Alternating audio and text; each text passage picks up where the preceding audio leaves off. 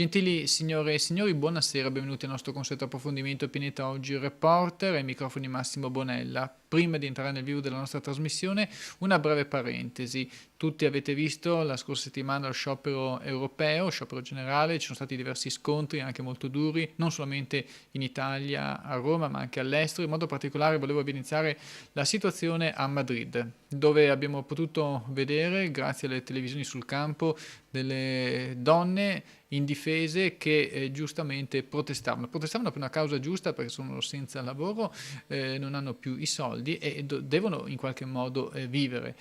Ecco che sono state picchiate dalla polizia in modo anche molto violento, a sangue freddo. Dicevo, ci sono le televisioni sul posto, per fortuna, che possiamo quindi evidenziare quanto succede nelle piazze, nelle strade e capire quindi l'operato di questi governi, che di fronte a queste situazioni devono essere proprio i governi poi a rispondere nei confronti dei cittadini. Ci domandiamo se ci sono altri sistemi alternativi economici finanziari per poter far sì che tutti possano vivere in modo dignitoso. Ci sono, noi li abbiamo evidenziati nei vari editoriali che trovate all'interno della televisione online All News e pinetaogitv.net. Ecco, perché non vengono attuati? Perché non arriviamo a fare queste riflessioni, a discutere un po' di questo sistema che così non può andare. Questo è un bel punto di domanda, naturalmente ritorneremo sopra su questa tematica con esperti nelle prossime trasmissioni di approfondimento. Ed ora veniamo al tema di oggi, parliamo delle mafie del nord. Il sottoscritto ha raggiunto l'europarlamentare, noto anche ambientalista, Andrea Zanoni, in occasione di un convegno da lui organizzato sulle mafie del nord. Abbiamo poi anche intervistato, perché era lì presente come relatore, il professor Enzo Guidotto, presidente dell'Osservatorio Veneto sul fenomeno mafioso, inteso come problema nazionale. Questa intervista però l'ascolteremo la prossima settimana. Adesso diamo spazio all'intervista di Andrea Zanoni. Vediamo insieme.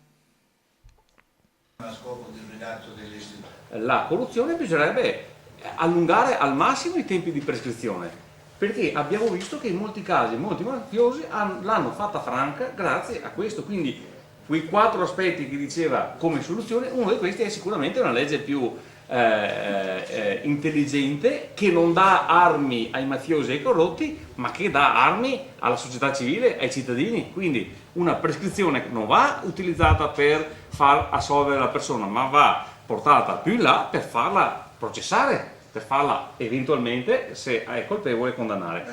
Andrea Zanoni, possiamo dire che questo è un cancro mafia che è arrivata anche nel nord-est d'Italia? Ecco, purtroppo dobbiamo dire che è arrivata anche qui, è arrivata anche al nord. Dati ormai statistici riferiscono che il Veneto è al 9° posto come regione per infiltrazioni mafiose. Su 20 regioni è effettivamente una bruttissima classifica. Basta leggere i giornali e quasi ogni settimana veniamo a sapere di arresti, di confische, di sequestri di beni delle varie cosche mafiose anche in Veneto e anche in provincia di Treviso. Sicuramente è un fenomeno che si sta allargando. Il Consiglio regionale del Veneto sta esaminando addirittura un progetto di legge approvato bipartisan da tutti i componenti, da tutti i capigruppo dei vari gruppi politici, che tenta di affrontare e di risolvere il problema delle infiltrazioni mafiose. In Parlamento europeo pochi mesi fa è stata istituita una nuova commissione, la Commissione Criminalità, proprio perché il Parlamento ha preso coscienza che la criminalità organizzata, le mafie, si stanno espandendo ben oltre i paesi, tra virgolette, d'origine, ovvero il sud d'Italia. È un fenomeno quindi in espansione che va assolutamente affrontato sicuramente tramite le leggi, sicuramente tramite maggior controlli, un impegno da parte degli inquirenti, della magistratura, delle forze dell'ordine, ma sicuramente con un impegno e con un'azione molto importante a livello politico, con nuove leggi, ma soprattutto con degli impulsi forti, tali da non lasciare, come è stato fatto negli ultimi anni, da soli i magistrati e le forze dell'ordine.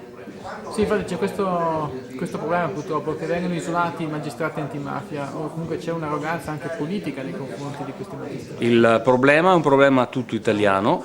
Abbiamo in luoghi di potere, in funzioni importanti, importantissime, abbiamo persone condannate, pregiudicate, magari anche per rapporti con la mafia. Va assolutamente fatta una legge che vieti assolutamente di ricandidarsi qualsiasi persona che è stata condannata per reati gravi e che è stata condannata anche per tempi superiori ai 2 anni. Quindi adesso c'è un progetto di legge che prevede che non possono essere candidate le persone con una condanna di più di 2 anni per reati contro la pubblica amministrazione. Io dico, perché questo limite? Perché uno che è stato condannato a 1 anno di arresto per reati contro la pubblica amministrazione, quello può tornare a fare politica, può tornare ad avere dei ruoli importanti nel mondo delle istituzioni? Assolutamente no.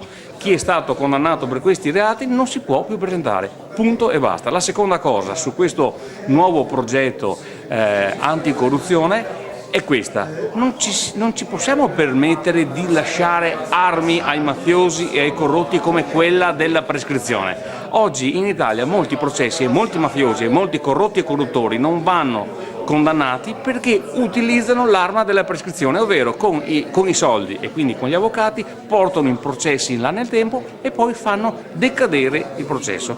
Abbiamo i processi con la scadenza in Italia, questo non va bene, quindi la prescrizione va raddoppiata, triplicata in termini di tempo per dare tempo alla magistratura di fare il proprio lavoro e di emettere un giudizio che sia di condanna, che sia di assoluzione, ma che sia un giudizio, non che uno si toglie le castagne dal fuoco solo perché il processo va a scadere e c'è la prescrizione.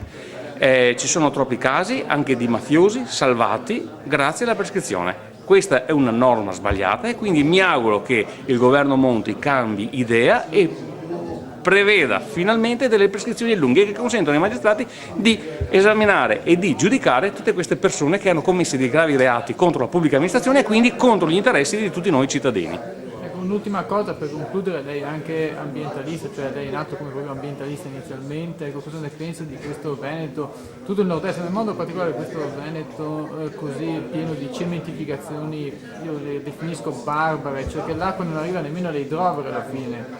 Io sono scioccato da quello che sta succedendo in Veneto, da quello che succede al Parlamento europeo, dividendo l'aereo di notte, ormai plastificato questo nostro territorio con catrame e con cemento. Appena si arriva al di là delle Alpi, tu vedi grandissime aree buie o delle aree illuminate, ovvero razionalizzazione nell'edificare, nel costruire. Questo avviene in Germania, avviene in Austria, avviene in tutto il resto d'Europa. Noi abbiamo massacrato questo territorio, abbiamo costruito ovunque, quindi anche qui è ora di approvare una legge che non esiste in Italia, che è quella del consumo razionale del suolo. È ora di finirla di sprecare suolo, ma soprattutto è ora di finirla anche di sprecare risorse dei cittadini, perché fare 5-6 zone industriali per ogni singolo comune vuol dire sprecare anche fondi pubblici in servizi relativi all'alimentazione elettrica, all'alimentazione dell'acqua, all'alimentazione dell'energia, il gas metano e così via. Quanto costerebbe in meno ai cittadini avere delle singole zone industriali ben alimentate da tutti questi servizi, piuttosto di avere tutte queste piccole zone industriali, ad esempio, sparse nel territorio? Ce ne andrebbe di vantaggio per le casse, ce ne andrebbe di vantaggio in termini di consumo, ovvero risparmio del territorio, avremo sicuramente meno inquinamento, ne guadagneremo tutti. Eppure questo non è accaduto. Il Veneto è una groviera di cave, di discariche, di strade, di zone industriali. È ora di cambiare rotta e la parola adesso io credo debba essere quella dei cittadini. I cittadini si devono rendere conto di questo e i cittadini devono anche chiedere a chi si candida ad andare a governare una regione, una provincia, un comune di dare delle garanzie su questo. Vogliamo maggiore tutela, perché tutelare l'ambiente è tutelare la propria salute e tutelare indirettamente anche il lavoro. Quindi ecco l'unione tra i cittadini, diciamo. Sì, i cittadini devono fidarsi un po' meno e devono essere un po' più San Tommaso e ficcare il naso e informarsi di più, stare un po' meno davanti alla TV e leggere più qualche giornale e informarsi di più di quello che avviene all'interno dei consigli comunali, consigli provinciali, ma soprattutto consigli regionali. Sì, quando si vanno poi all'interno di questi consigli si notano sempre persone dai 50 o meglio dai 60 anni ai 90, cioè i giovani non li vedo mai. Ecco, Sì, constatiamo questa situazione. anche questo è un problema tutto italiano. Io sono in Europarlamento e mi è capitato di vedere veramente, io non dico degli zombie poveracci con tutto rispetto, ma vedo spesso anche dei colleghi europarlamentari che hanno superato anche la settantina, l'ottantina e quindi mentre questo non lo vedo nelle delegazioni straniere, soprattutto dei paesi del nord.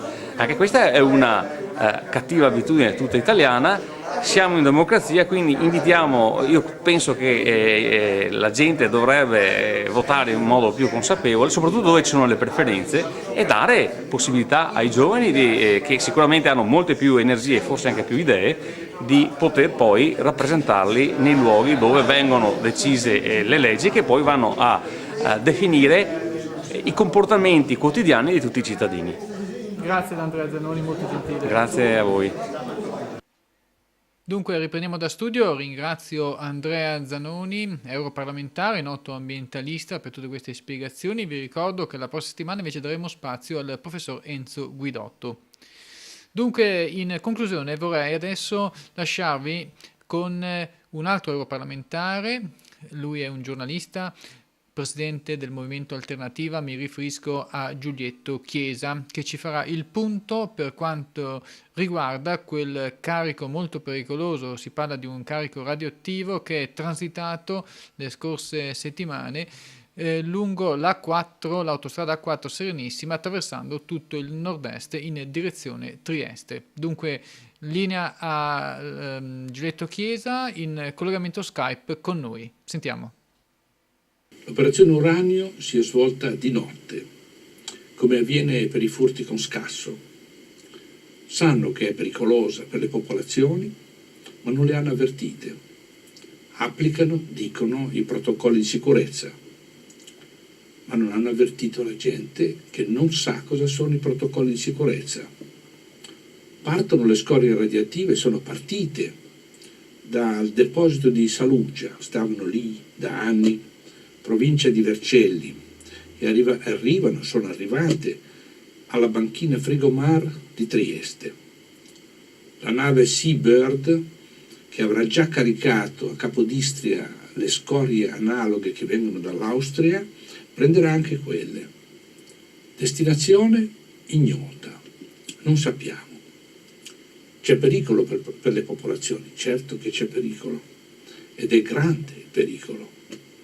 Anche Fukushima, anche Chernobyl erano sicure, fino a che non sono saltate per aria, fino a che non è arrivato il terremoto, lo tsunami, e allora sono diventate molto, molto insicure.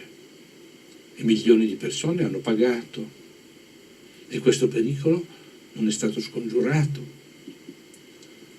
Le barre radioattive sono passate in mezzo alle case, dove dorme la gente, ignara. Dovremmo pensare con attenzione che questi sono il prodotto finale della nostra civiltà dei consumi. Niente di più, niente di meno.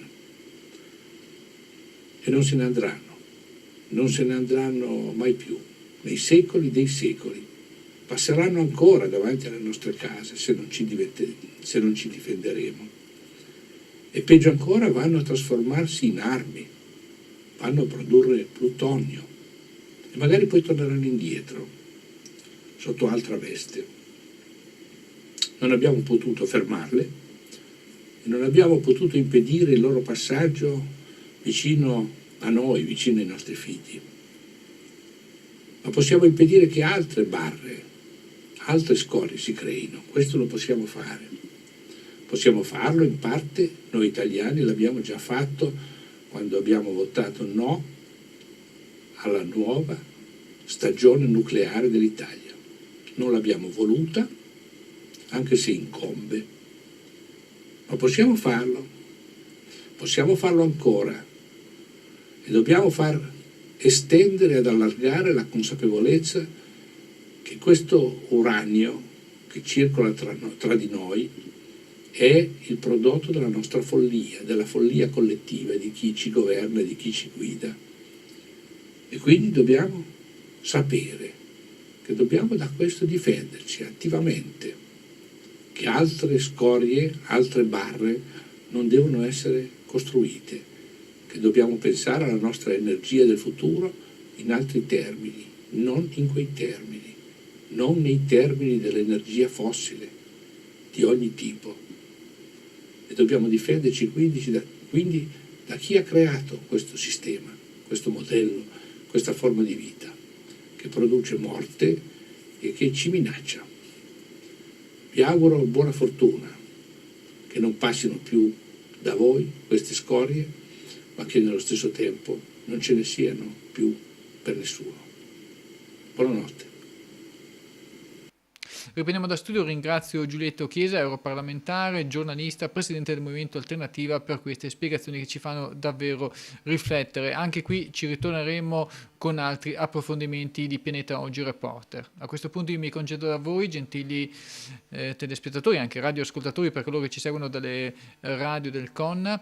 Vi ringrazio come sempre per averci seguito, vi do appuntamento con la prossima trasmissione, vale a dire tra una settimana. Arrivederci, a presto.